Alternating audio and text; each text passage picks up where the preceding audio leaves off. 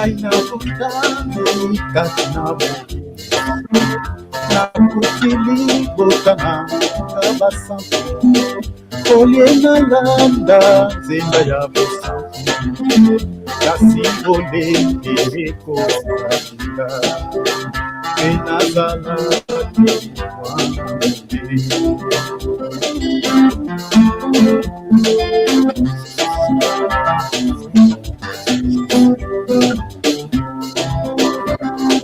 Ola tabasina na tingo na maboko inuna loketo kokata kata manzoloko nanzoto kasi mazua elokote nanyopa mamingi mpenza pasi elekela naingayoyo nakosuwa lobiko wapi Kandako iso esina oti nanyopa mamingi mpenza pasi elekela naingayoyo nakosuwa lobiko wapi Kandako iso esina oti Nakutana kina batei Nakutana kina babanzo kama malamwe Balogelina dinela Yeswe Mana Zami Nandinela verite Mokozipe Mobisilanga Andinela sekele Mwana yanzame Anda Bible monamo Suso la Bible monina Yoko tanga kanoso tanga kabiya Mayele ya mombili oyo yoko tikala Okozwa ya Nzambe na Biblia Okozwa ya Nzambe oyo kolo azusa Okozwa ya Nzambe na Biblia Okozwa ya Nzambe oyo kolo azusa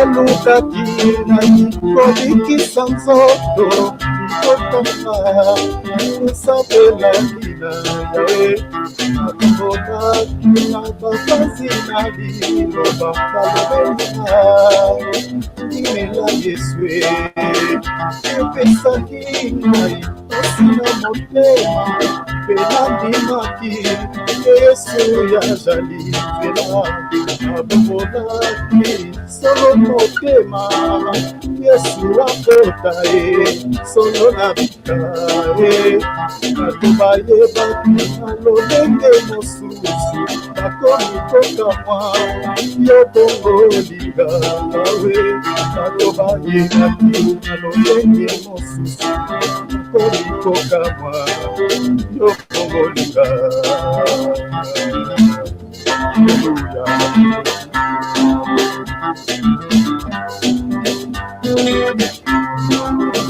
Iluka kina kodikisa nzoto Nikotama esambela kina yawe Batambola kina bafanzi na nilo Balobelina Ndimela Yeswe Nipesa kina ipasi na motema Penandi maki Yesu ya jali tela Nabola ki solo motema Yesu akota solo nabika Batobaye bakina lolenge mosusu Bakomi koka mwa Lobongo linga Batobaye bakina lolenge mosusu Bakomi koka mwa Lobongo linga Je l'aime bien, il m'attend la mer, je l'aime bien, il m'attend la mer, Je l'aime, il mette la mer. Je l'aime bien, je l'aime bien, je l'aime bien, je l'aime bien, je l'aime bien, je l'aime bien, je l'aime bien, je l'aime bien, je l'aime bien, je l'aime bien, je l'aime trop, je l'aime trop. Il mette la mer, je l'aime bien, il mette la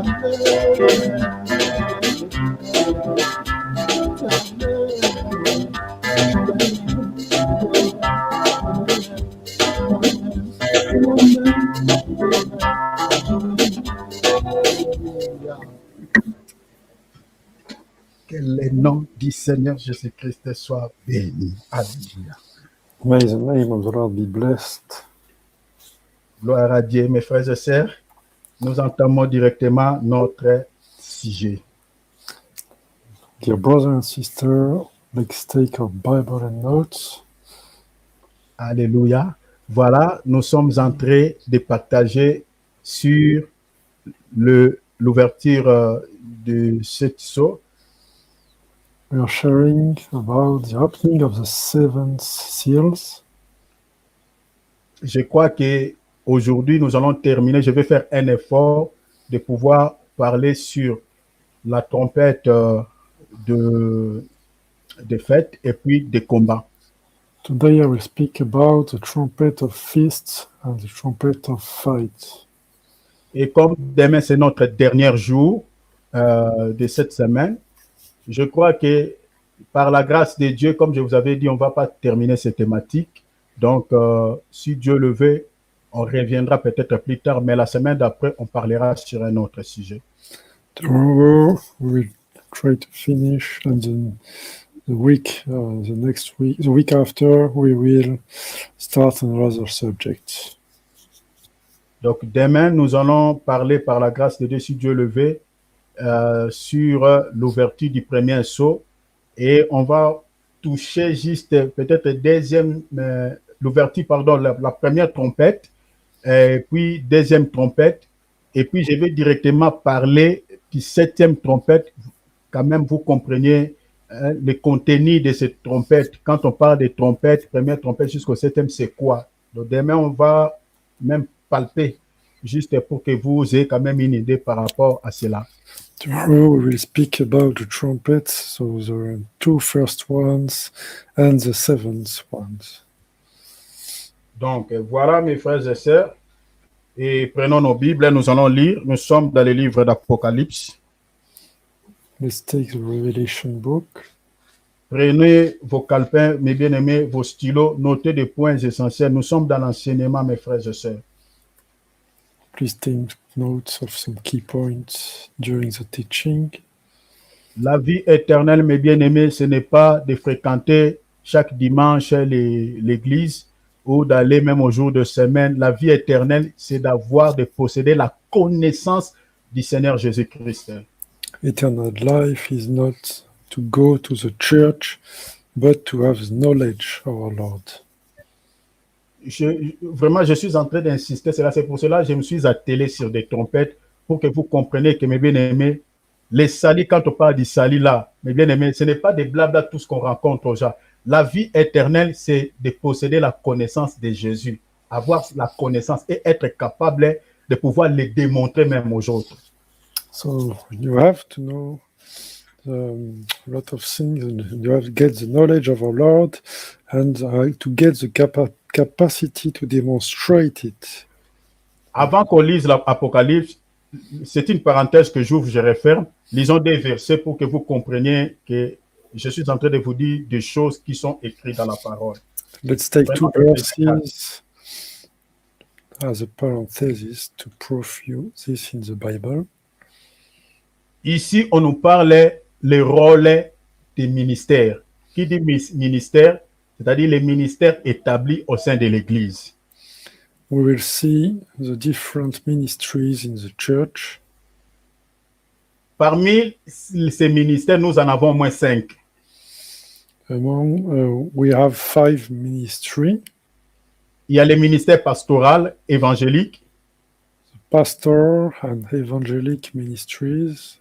Ministère pastoral, apostolat. apostles' ministry, et nous avons ministère prophétique et doctoral.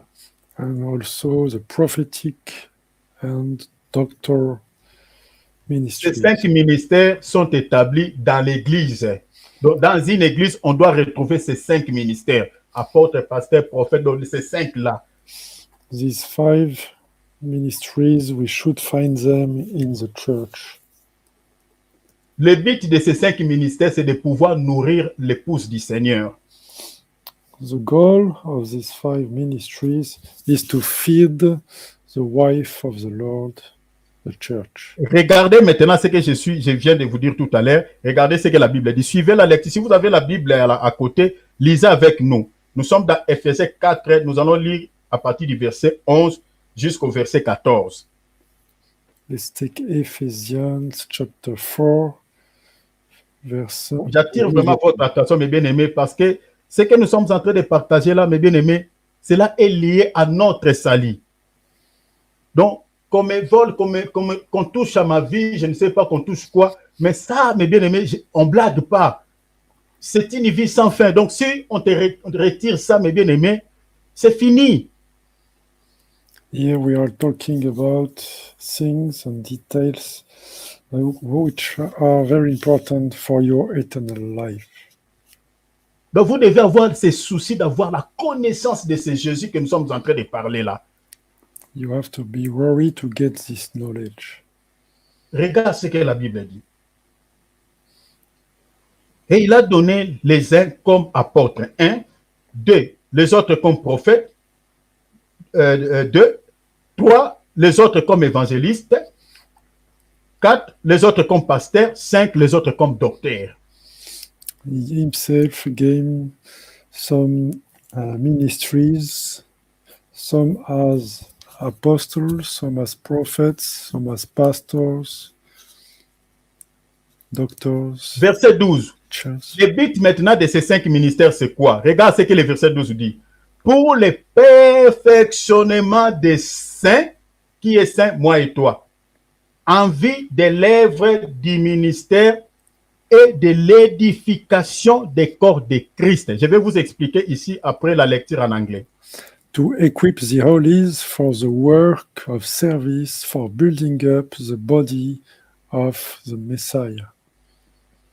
Quand on dit afin, donc c'est-à-dire le rôle de ces ministères, 1, pour le perfectionnement, c'est-à-dire que l'Église puisse atteindre la stature parfaite.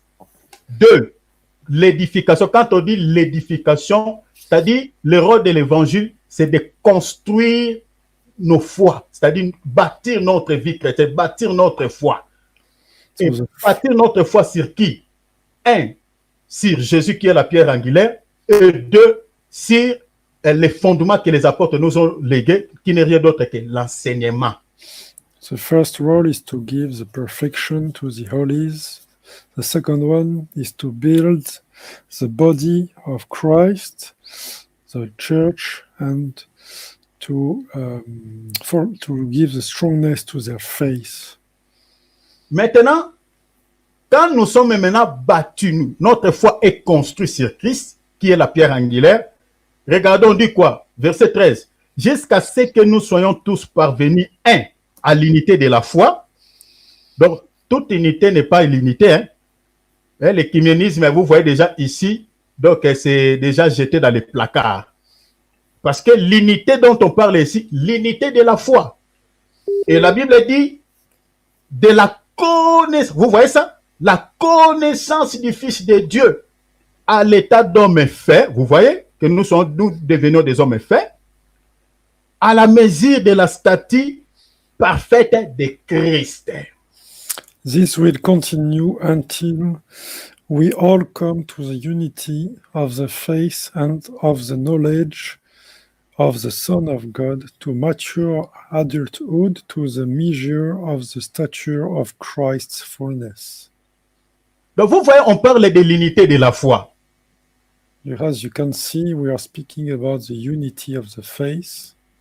Donc quand l'église apostate, que j'explique catholique, réunissent les gens, il dit Bouddha, toi viens, vous là-bas, musulmans, venez, nous allons s'unir, voilà, régler quelques problèmes doctrinaux afin que nous puissions se mettre ensemble pour éviter quelques troubles, quelques voilà, divergences qui se trouvent au milieu de nous. Mais bien aimé, nous ne pouvons pas s'unir avec des gens que nous ne partageons pas la même foi.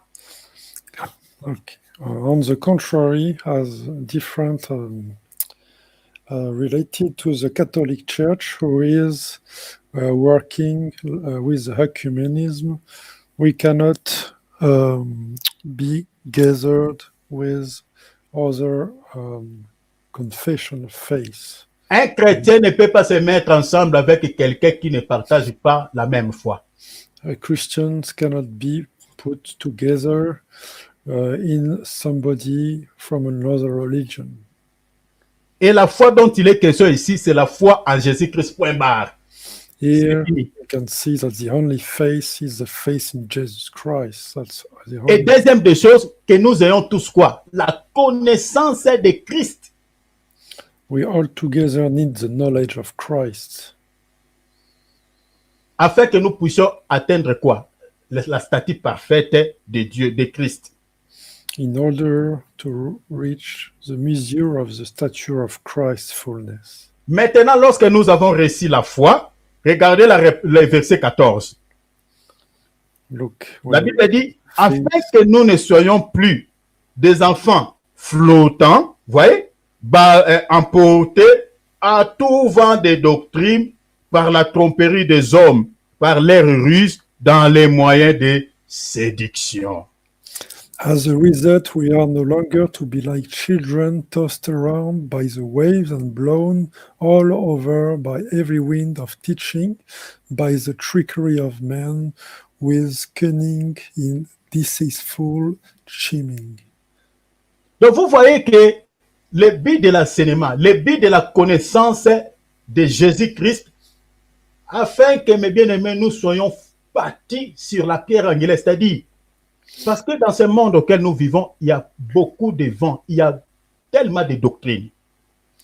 The goal as children of God is to be built upper the cornerstone and to be built up.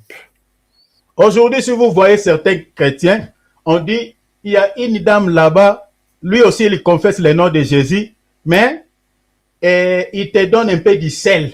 Tu vas mélanger un peu avec de l'eau et voilà, tu vas appliquer sur ton corps. Tu verras que toutes tes chances vont revenir. Mais bien aimé, si vous n'avez pas la connaissance parfaite de Jésus, vous allez croire que parce qu'il confesse le nom de Jésus, voilà, ce qu'il vous montre là, ce n'est pas de la magie. Ah, c'est bon, on peut aussi le faire. You have to take care because some people are using the name of Jesus but mixing it with other doctrinal things, and this is a lie from the enemy. Selon 2 Timothée chapitre 4 verset 1, on nous parle des doctrines des démons. Les doctrines des démons existent, mes frères et sœurs. Those things are the doctrines from demons mentioned in the book of 2 Timothy chapter 4 verse 1.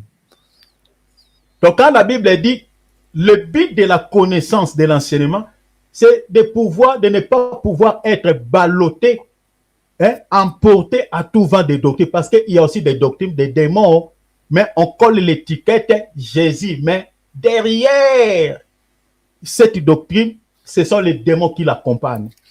The goal of this teaching is not to be tossed around by the waves and blown, but to stay in the good doctrine, because other doctrines are operated by demons. Faisons attention, mes bien-aimés. Le but de cet enseignement, c'est que vous ayez la connaissance exacte, parfaite de Jésus, afin que, mes bien-aimés, vous ne croyez pas à tout vent des doctrines, que vous ne soyez pas emportés.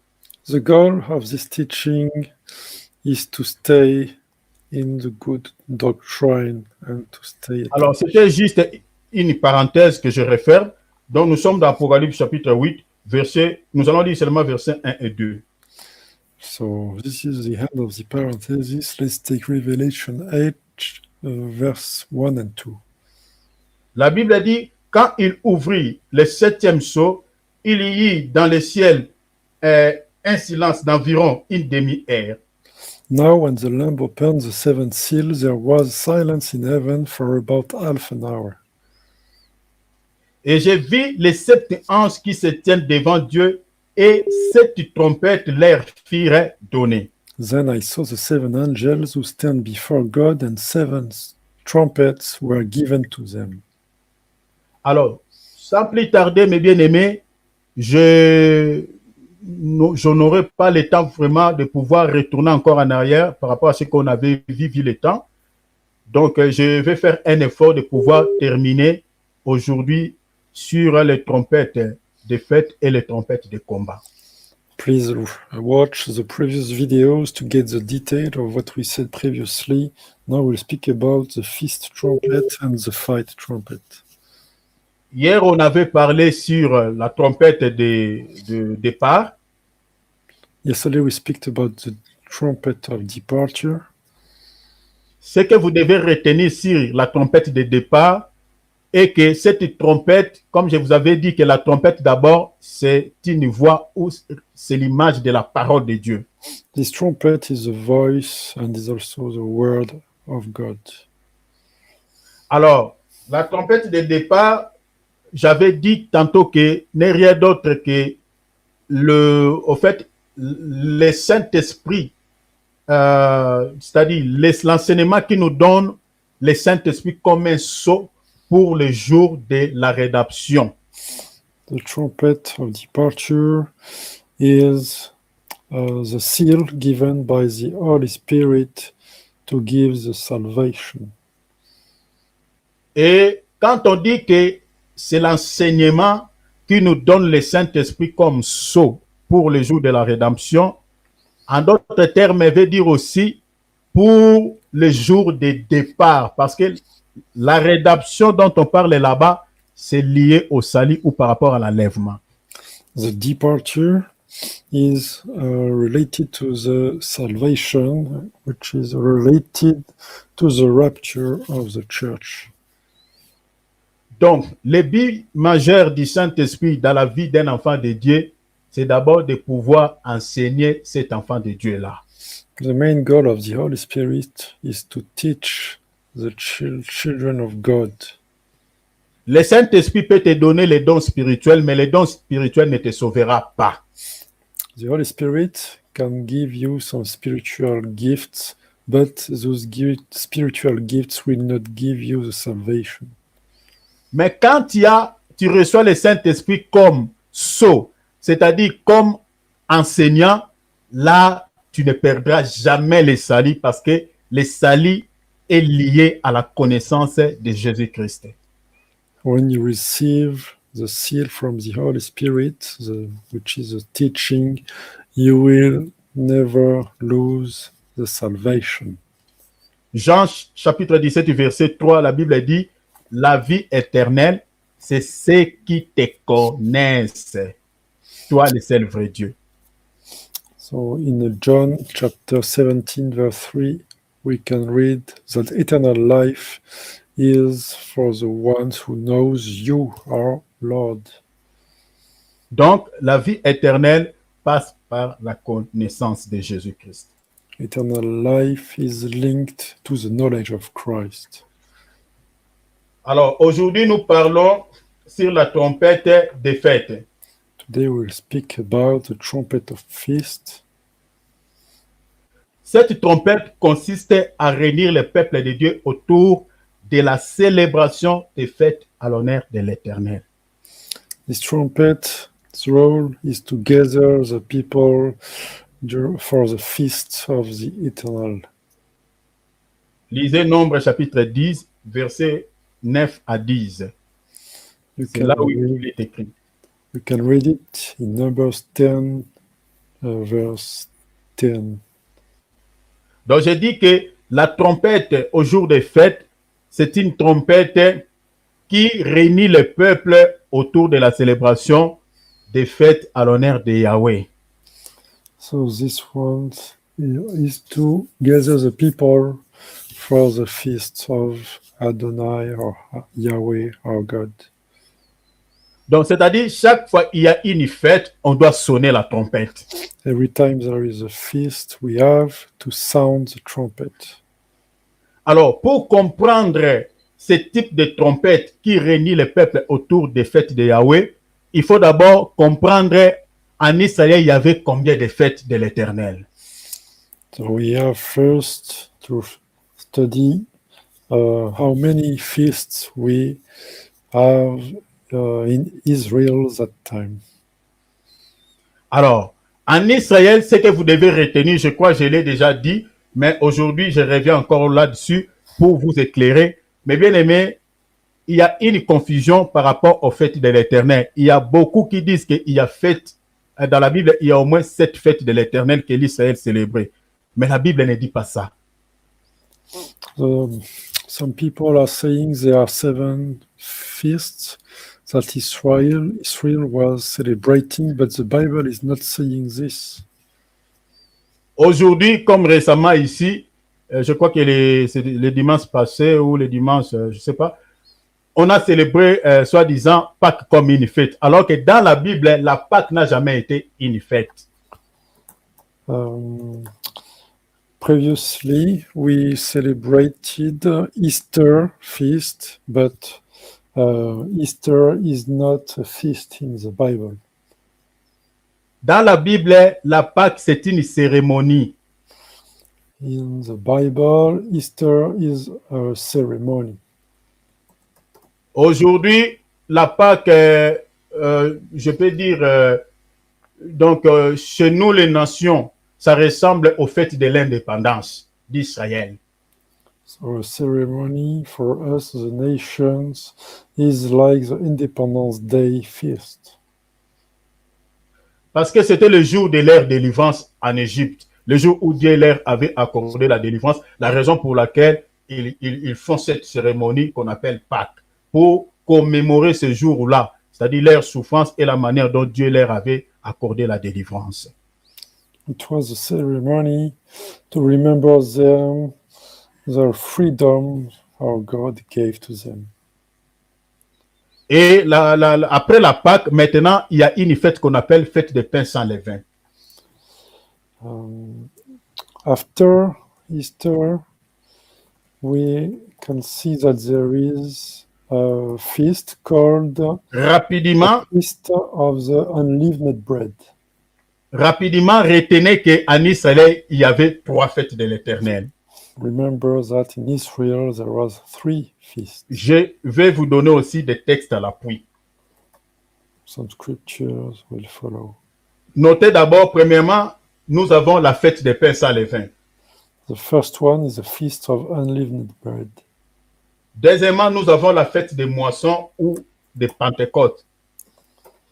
So the second one is the Harvest Festival or Pentecost Feast. Et en dernier lieu, nous avons la fête des tabernacles. C'est fini. And the last one is the Feast of Tabernacles. Alors, les 4 cérémonies que les gens appellent les fêtes, ce n'est pas des fêtes. Prenons par exemple, comme je viens de dire, Pâques, c'est une cérémonie qui précède la fête des pains sans levain. The 4 others are ceremonies, like Easter, which is coming previously to the Feast of Unleavened Bread. Nous avons les prémices que les gens appellent les fêtes. Les prémices n'ont jamais été une fête. C'est une cérémonie où on prenait le premier récolte de champs. Le sacrificateur devait prendre ça, faire quelques rituels, c'est-à-dire agiter ça des 2 côtés. Et cette cérémonie précédait la fête, ce qu'on appelle la fête des moissons. So another ceremony who is the Feast of the First Fruit. During this one, the sacrificator was making a service. Ce que les gens appellent fête des trompettes, les trompettes n'ont jamais été une fête, c'était seulement le jour où le peuple s'est reposé. The other ceremony, called the Trumpet Festival, was a day during during which one the people was having rest. L'expiation n'a jamais été une fête. C'était les jours où les souverains sacrificateurs entraient une fois par an dans les lieux très saints. So the other ceremony, which is called by mistake the Feast of Atonement, is the day the sacrificator was entering the place called the most holy place in the tabernacle. Donc, je suis en train de dire qu'en Israël, il y a 3 fêtes. So in Israel, remember that there are 3 feasts. Notez les Écritures, 2 Chroniques chapitre 8, versets 12 à 13. First scripture is in 2 Chronicles chapter 8, verse 12 to 13. Et notez encore Exode chapitre 23, versets 14 à 17. You have also Exodus chapter 23, verse 14 to 17. Notez encore Deutéronome chapitre 16, 15 à 17. You have also Deuteronomy chapter 16, verse 15 to 17. Tous ces passages-là nous montrent noir sur blanc qu'en Israël, il n'y avait que 3 fêtes. These verses are giving you the proof that there were only 3 feasts in Israel. Alors, selon Nombre chapitre 10, la Bible dit, pendant ces fêtes, on devait faire quoi? On devait sonner la trompette. During this feast, the people were asked to sound the trumpets. Alors, ces fêtes-là, sur le plan spirituel, représentent quoi? Ça parle de quoi? Parce que si on reste seulement sur la lettre, le fait, alors on n'a pas la vie. What do these feasts represent in the revelation? This is to get the life. D'abord, ce que vous devez retenir, toutes ces fêtes-là que nous venons de citer, c'était l'ombre des choses à venir. Les réalités de ces fêtes, c'était la personne du Seigneur Jésus-Christ. All these feasts were the shadow of the coming events, so was in the revelation for Jesus Christ. Selon quelle écriture? Colossiens chapitre 2, verset 16 à 17. According to Colossians chapter 2, verses 16 to 17. La réalité de ces fêtes, c'était la vie du Seigneur Jésus-Christ, selon ces passages. The reality of these feasts were the life of our Lord Jesus Christ. Alors, comme je viens de vous dire que nous avons 3 fêtes, c'est-à-dire le pain, sal et vin. So we have 3 feasts. The feast of unleavened bread, La fête des moissons, harvest festival, et puis la fête des tabernacles. and the feast of tabernacles. Alors, qu'est-ce que la fête des pains, sal et vin aujourd'hui? What is the feast of unleavened bread to nowadays? Notez mes frères et sœurs, cette fête, sur le plan spirituel, nous avons 2 dimensions aujourd'hui dans l'Église. This feast is on 2 levels nowadays. Sur le plan spirituel, nous célébrons cette fête de manière spirituelle. The first one is on the spiritual level. Parce que le jour de cette fête, l'Israël mangeait le pain sans levain, sans le levain. Israel was eating the unleavened bread. Cela veut dire quoi sur le plan spirituel? What does it mean on the spiritual level? Selon Jean 6, le pain, c'est Jésus.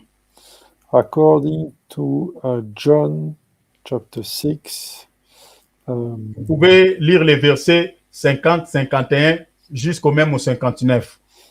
according to the verse 50 and 51, Jesus is the bread, parce que c'est Jésus qui est le pain. because Jesus is saying Jesus. Alors quand on dit le pain sans les levains, cela veut dire quoi? What does unleavened bread mean? Les levains, selon la Bible, représentent les péchés. So the leaven represents the sin. Selon quelle écriture? 1 Corinthiens 5, 7 à 8. According to 1 Corinthians chapter 5, verse 7 and 8. Les levains représentent les péchés. The leaven represents sin. Alors Jésus comme le pain, cela veut dire tout simplement Christ était sans péché. So the bread without leaven means that Jesus was without any sin. Ajoutons encore une écriture, 2 Corinthiens 5, 21. You can also read 2 Corinthians chapter 5, verse 21. La Bible dit, lui qui n'a point connu les péchés. Vous voyez? The Bible is saying, he who knew no sin. Donc Christ n'a jamais connu les péchés. Il était sans péché. So Christ never knew sin. Alors, selon 1 Corinthiens 5, 7 à 8, la Bible dit, célébrons donc la fête avec les pains sans les levains.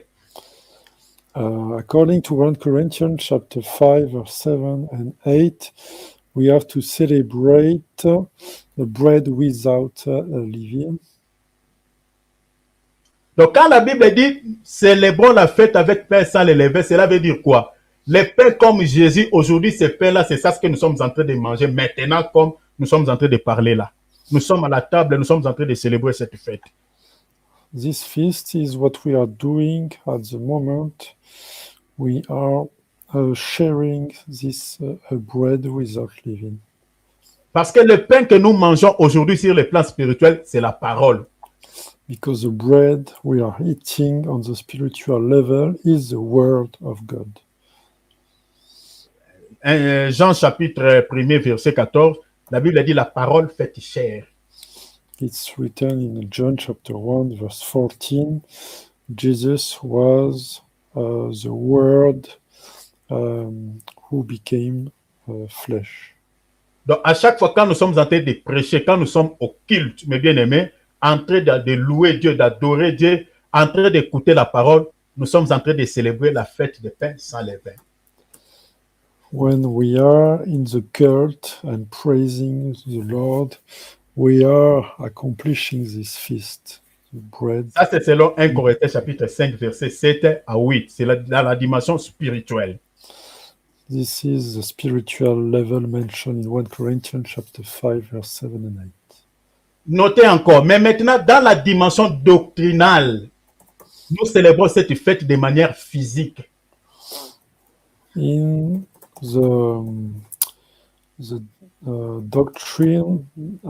doctrinal dimension, we are celebrating this feast physically.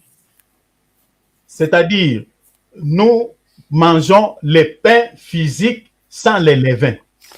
We eat the physical bread without leaven. Selon quelle écriture? According to which scripture? Matthieu 26, 26. It's in Matthew chapter 26, verse 26.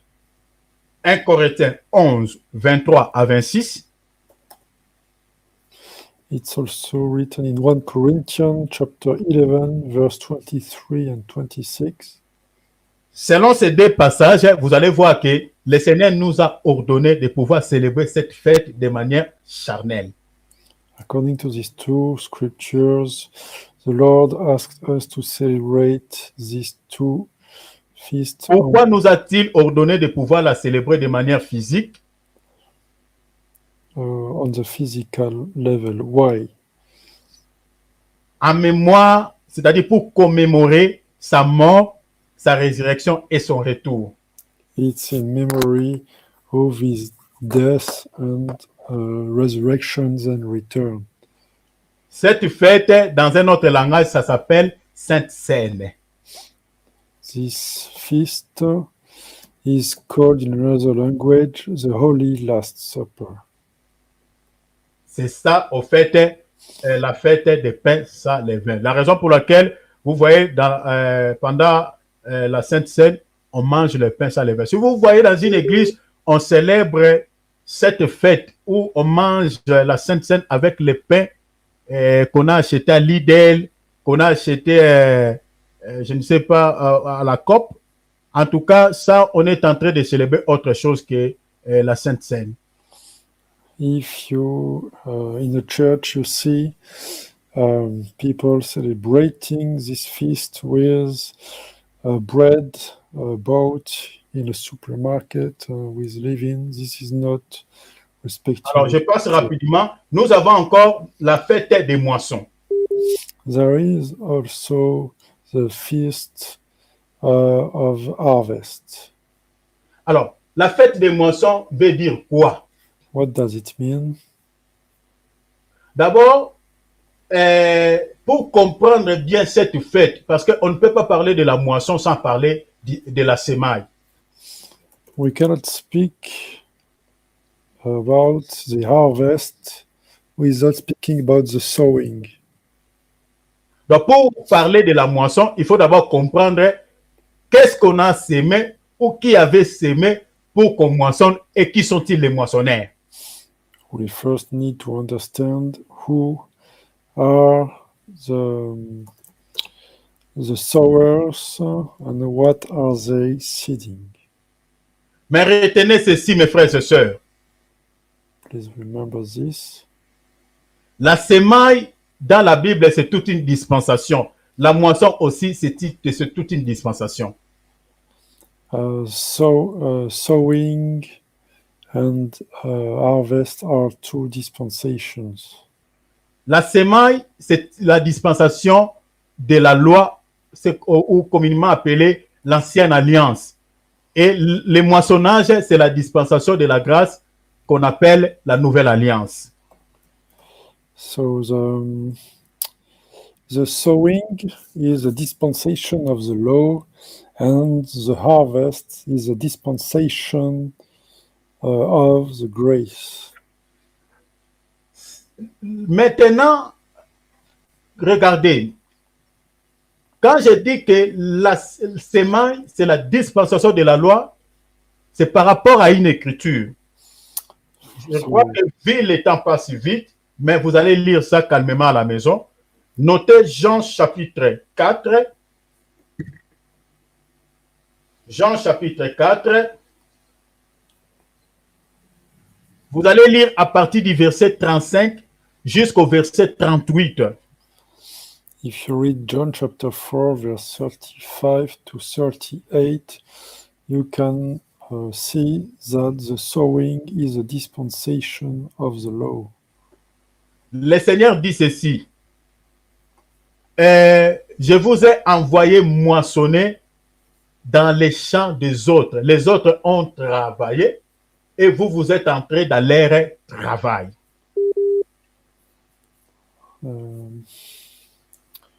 Here is the scripture.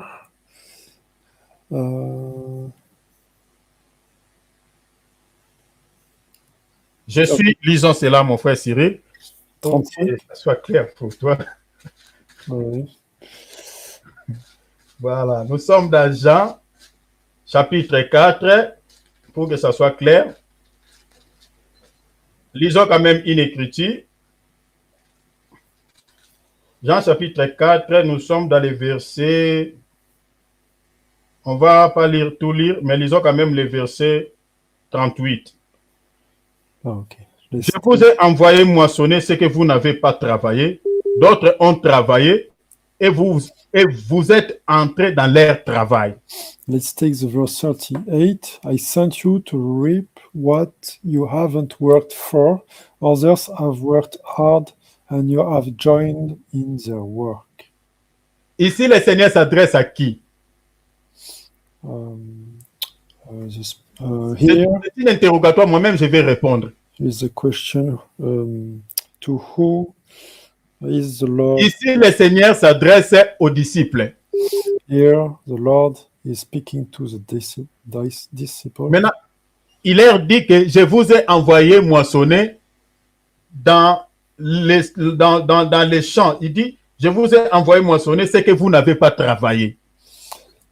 I sent you to reap what you haven't worked for. Donc, il envoie ses disciples d'aller faire quoi? Les moissonnages. So he's sending his disciples to the harvest work. Dans quel champ? Les champs que les disciples n'ont pas travaillé. In which field? In the fields they haven't worked for. Et qui ont travaillé? Who worked previously? Ceux qui ont travaillé ici, mes bien-aimés, ce sont les prophètes du Tanakh. So those are the prophets of the Tanakh, De l'Ancien Testament, en fait. of the Old Covenant. Mes bien-aimés, dans la loi, les prophètes n'ont jamais fait les moissonnages. In the law dispensation, prophets never made the harvest. Toute la dispensation de Moïse, c'était la semaille. The dispensation of Moses was sowing. Les moissonnages commencent depuis la venue du Seigneur Jésus-Christ jusqu'à la fin du monde. The harvest is starting from the arrival of our Lord Jesus Christ to the end of this world. Même Dieu, dans l'Ancien Testament, il était le semeur. Il n'était pas quelqu'un qui entendait faire la moisson. Il était toujours en train de semer, même l'Éternel. Even our God was a sower in the Old Testament. Lisez Ésaïe 55 à partir du verset 10 et 11. You can read this in Isaiah chapter 55, verse 10 and 11. Il dit, comme la pluie tombe du ciel, ne retourne jamais sans donner la sémence au semeur, il est ainsi de ma parole. Donc, il compare sa parole à la sémence. Donc, Dieu était un semeur. Our God is comparing his word as a sowing, as you can read in this verse. Donc, vous comprenez que l'ancienne alliance, c'était toute une période de la semaille. Tu as lu quel verset, mon frère, pardon? C'est Ésaïe chapitre 55, 10 à 11. Oui, tu n'en as lu qu'un sur les deux longs. Alors, vous comprenez que Dieu était un semeur. So God was a sower. Je t'attends plus les volumes, mon frère Cyril. God was a sower. Yes. Le son est parti. Je n'ai plus les retours. Hein. Je ne sais pas pourquoi. God is a Je n'ai sower. plus les retours. Est-ce que vous m'entendez WhatsApp, Zoom? Oui, Oui, oui. on vous Oh. attend. Oh là. Attends, je vais me connecter.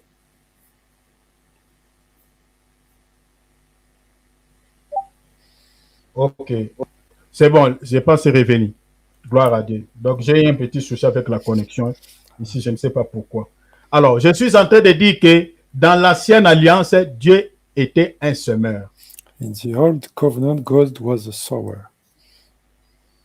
Alors, donc, la dispensation de la loi, retenez ça, mes bien-aimés, par cœur, c'était le temps de la semaille.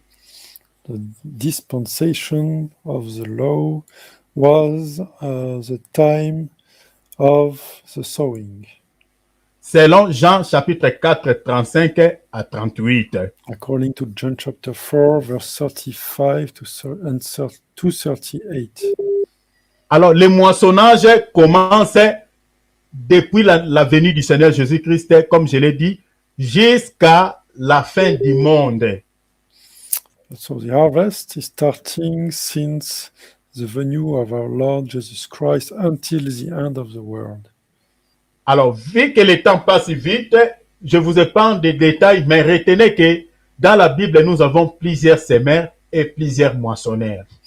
So remember that in the Bible we have many sowers and many reapers. On reviendra peut-être un autre jour pour vous donner tous les détails. Je vous épargne, le temps passe vite. We may come back on this subject another day to give more details. Oh, alors, aujourd'hui, de quelle manière nous célébrons cette fête des moissons? Nowadays, how do we celebrate this feast of the harvest? Le moissonnage, selon la Bible, c'est lorsque une âme est sauvée, lorsque une âme est gagnée en Christ. C'est ça ce qu'on appelle moissonnage. Parce que la moisson, écoutez d'abord, je vais vous expliquer quelque chose pour que vous compreniez ce que je suis en train de dire. Si tu peux expliquer, mes bien-aimés.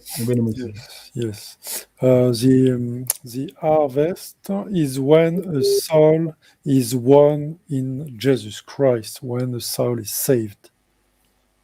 La sémence dans la Bible explique au moins deux choses. Sowing in the Bible explains two different things. Selon Luc chapitre 8, verset 11, la sémence parle de la parole. So, according to Luke chapter 8, verse 11, the sowing is speaking about the word. Et selon Matthieu chapitre 13, à partir du verset, vous pouvez lire le verset 39, vous allez voir que la sémence parle aussi des enfants de Dieu. According to Matthew chapter 13, verse 39, Chapitre 13, verset 37, the sowing is also speaking about the children of God. Donc la sémence parle de la parole et la sémence parle aussi des fils de Dieu ou des enfants de Dieu. So the sowing is speaking about the word of God and also the children of God. Alors aujourd'hui, tel que nous sommes là, le moissonnage, c'est lorsque une âme est gagnée en Christ. So the harvest is when a soul is won in Jesus Christ. Aujourd'hui, ceux qui sont en train d'accomplir aussi l'œuvre, prenons par exemple l'œuvre des prophètes, c'est aussi les ministres de Dieu, c'est-à-dire nous sémons la parole dans la vie des gens qui ne connaissent pas Christ et nous avons comme récolte lorsque ces âmes-là sont sauvées, lorsque quelqu'un quitte le monde, abandonne la vie des péchés, il s'est converti à Christ, c'est ça le moissonnage, c'est-à-dire nous avons récolté une sémence, c'est-à-dire qui est enfant de Dieu, parce que la sémence, comme je vous ai dit, c'est les enfants de Dieu. Quand quelqu'un est converti et devenu enfant de Dieu, c'est ça ce qu'on appelle moissonnage. So nowadays we are making the same work as the prophets, and when we make the harvest, we get some soul won in Jesus Christ because they've been converted to Christ. Rappelez-vous, le Seigneur dit ceci, lorsque une âme se convertit au Seigneur, il y a une fête au ciel. Remember what Jesus Christ said, when a soul converted to Christ, there is a feast in the heaven. Donc, il y a une fête au ciel parce qu'il y a une âme qui s'est convertie en Christ. So there is a feast in the heaven each time a soul got converted in Jesus Christ. Cette fête-là n'est rien d'autre que la fête des moissons. This is the feast of the harvest. Et dans nos ensembles aussi, la plupart des ensembles, on a l'habitude aussi d'accueillir avec la joie des nouveaux venus ou des nouveaux convertis. In our church, we have the habit to welcome with joy the newcomers and also the new converted people. Ça, j'ai expliqué seulement la première dimension du moissonnage. This was the first level in the revelation of the harvest. Mais il y a encore un autre moissonnage qui se fera à la fin du monde, selon Matthieu chapitre 13, verset 40-41. Donc, c'est les anges. Là-bas, les moissonneurs seront des anges. There is a second harvest mentioned in the Bible. This is written in Matthew chapter 13, verse 40. The angels will make the harvest. Alors, vu le temps passe vite, il me reste au moins 10 à 15 minutes.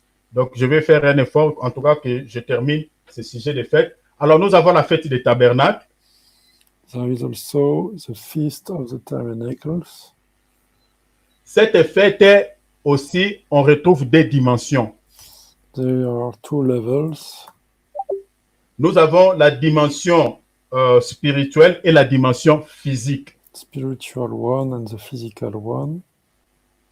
La dimension spirituelle, cette fête parle de la personne du Seigneur Jésus-Christ lui-même. So this feast is talking about the person of Jesus Christ himself. Cette fête est accomplie dans sa vie, c'est-à-dire dans la vie de Jésus-Christ. This one is accomplished in Jesus Christ's life. Si vous lisez Exode chapitre 26, verset 30, vous allez voir que, mon frère Cyril, on va lire ça rapidement. Exode 26, verset 30. La Bible dit, Dieu ici ordonne à Moïse, il dit, tu dresseras les tabernacles d'après les modèles qui t'ont montrés sur la montagne. If we take this scripture in Exodus chapter 26, verse 30, you are to raise up the tabernacle according to the plan which you were shown on the mountain. En réalité, si vous lisez littéralement, on dirait que Moïse avait vu un tabernacle physique au ciel. If you read literally, it looks like Moses saw a tabernacle in the sky. Mais Moïse n'avait pas vu un tabernacle physique dans le ciel. Loin de là, mes frères et sœurs. But Moses didn't see a physical tabernacle in the heaven. Moïse avait vu un homme. Moses saw a man. Parce que la réponse se trouve dans Jean chapitre 2, versets 19 à 21. This Jean is chapitre 2, mentioned in John verset 19 à 21. chapter 2, verse 19 to 21. Jésus dit quoi? Détruisez ce temple et en 3 jours je le relèverai. Jesus is saying, destroy this temple, and in 3 days I will rebuild it completely. Mais la réponse dans le verset 21, la Bible dit quoi? Il parlait du temple de son corps. And the answer just after is that the Lord was talking about his own body. Donc, le tabernacle dans la Bible, c'était un temple portatif. The tabernacle in the Bible was a portable temple. Donc, Jésus-Christ sur la terre, comme il marchait là, il était un temple portatif.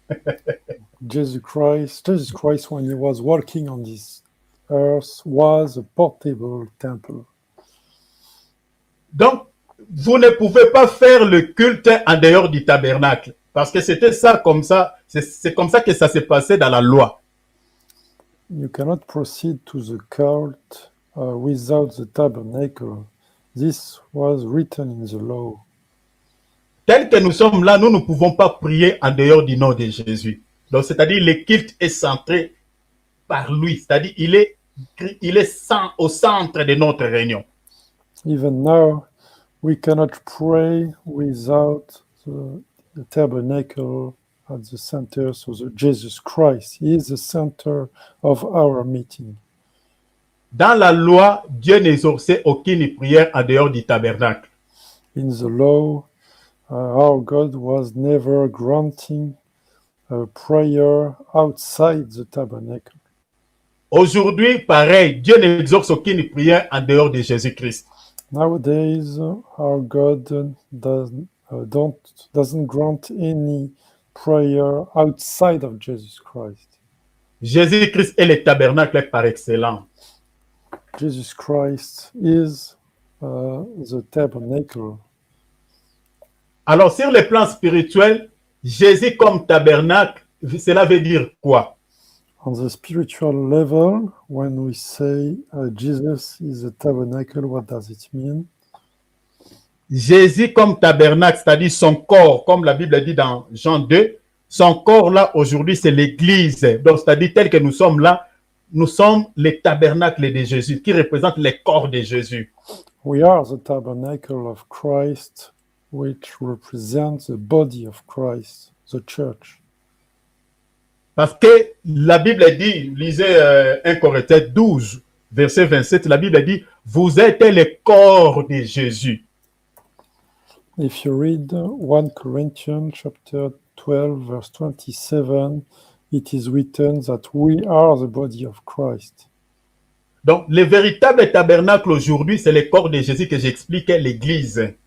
The true tabernacle nowadays is the body of Christ, which is the Quand church. on se réunit dans la prière, dans un culte, nous sommes en train de célébrer la fête des tabernacles. When we meet all together in a cult, we are celebrating the Feast of Tabernacles. Mais retenez encore, mes frères et sœurs, que sur le plan spirituel, après l'enlèvement de l'Église, nous allons encore célébrer cette fête au ciel. On the spiritual level, we will also celebrate this feast in the heaven. Parce que, selon la Bible, les tabernacles représentent aussi le ciel. Because according to the Bible, the tabernacle also represents the heaven. Rapidement, notez l'écriture, Hébreux chapitre 9, versets 11 à 12. It is mentioned in Hebrew chapter 9, verse 11 and 12, Virgule 24. and also 24. C'est-à-dire, quand vous lisez jusqu'au verset 12, vous sautez, lisez directement 24. You can take directly from the verse 12, take directly the verse 24. Les tabernacles représentent aussi le ciel. Tabernacle represents also the heaven. C'est au ciel que nous allons encore célébrer la fête des tabernacles, mes frères et sœurs. So in the heaven, we will celebrate the Feast of Tabernacles. Notez encore une autre écriture, Apocalypse 21, verset 22. There is also another scripture, which is Revelation book, chapter 21, verse 22. Notez aussi Apocalypse 19, verset 7. Also, you have Revelation chapter 19, verse 7. Alors, je termine sur la trompette des combats. La trompette des combats, je vous donne seulement 2 lignes et puis nous allons clôturer. Et demain, peut-être, je vais commencer par là pour que nous puissions terminer ces thématiques parce que je vois déjà mon temps est fini. Alors, notez la trompette des combats. Let's talk about the trumpet of fight. Ici, nous avons au moins 3 types de combats par rapport à cette 3 types of fighting. Notez 1, nous avons le combat de la foi. We have the fight of faith. Ce combat de la foi est lié au salut. The fight of faith is a link to salvation. Notez l'écriture, 1 Timothée chapitre 6, verset 12. It's written in 1 Timothy chapter 6, verse 12. Jude chapitre 1er, il n'y a qu'un chapitre. Jude chapitre verset 3, c'est-à-dire chapitre 1, verset 3. It's also in Jude chapter 1, verse 3. Romains 10, 17. In Romans chapter 10, verse 17. Donc, ça c'est pour le combat de la foi. This is for the fight of faith, C'est lié au salut. linked to the salvation. Et nous avons le combat spirituel. Ça c'est deuxième ligne. There is spiritual fight. Ce combat spirituel est lié par rapport à la prière. Which is linked to the prayer. Notez l'écriture, Romains 15, 20, jusqu'au verset 33.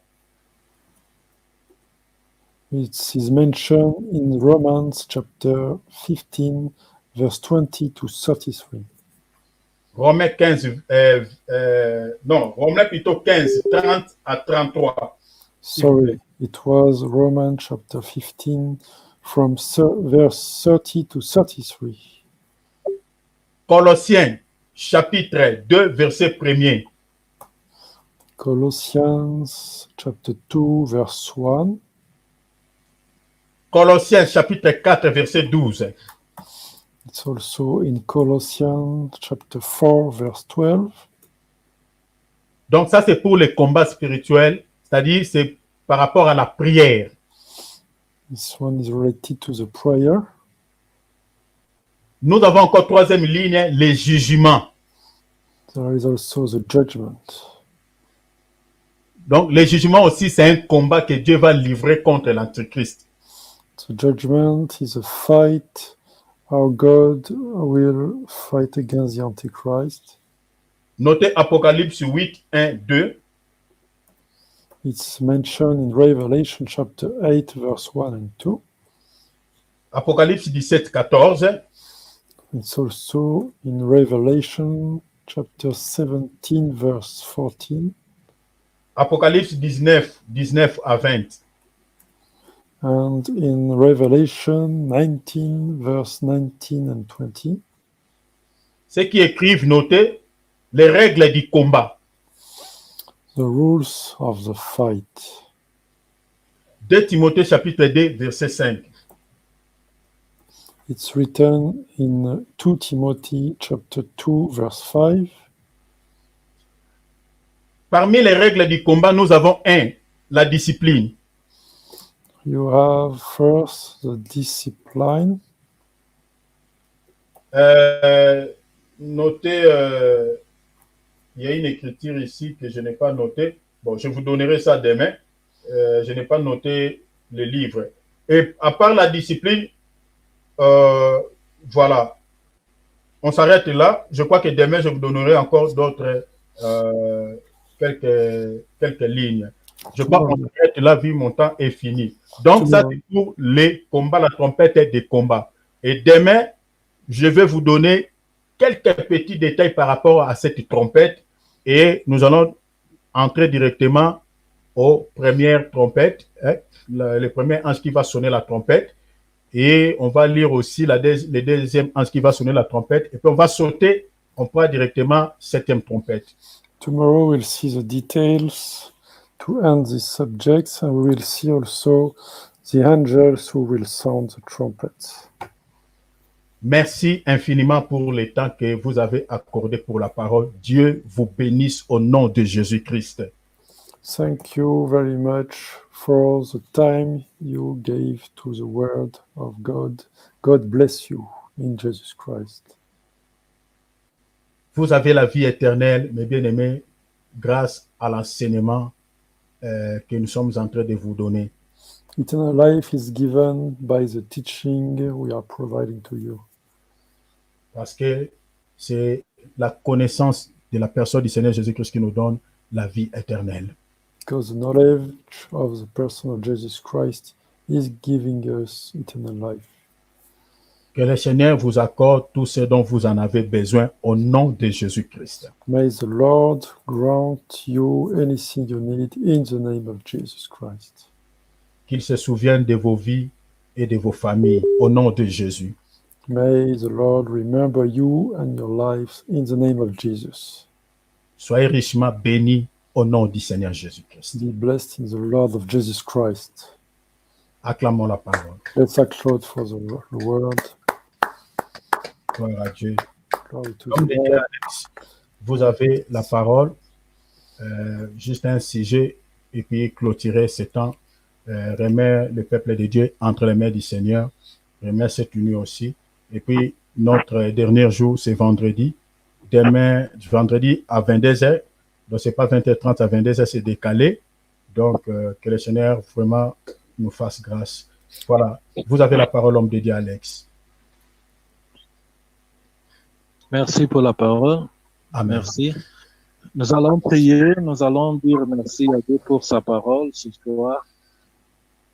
Nous allons encore prier pour demander à Dieu que nous voulons réellement être les tabernacles, de faire de nos corps les tabernacles. Notre corps, c'est comme dans 1 Corinthiens, chapitre 3, 16, on dit, ne savez-vous pas que votre corps est le temple du Saint-Esprit et que le Saint-Esprit de Dieu habite en vous. Alléluia. Nous allons prier pour Dieu, Seigneur, je veux que mon corps demeure toujours ton tabernacle, que mon corps demeure toujours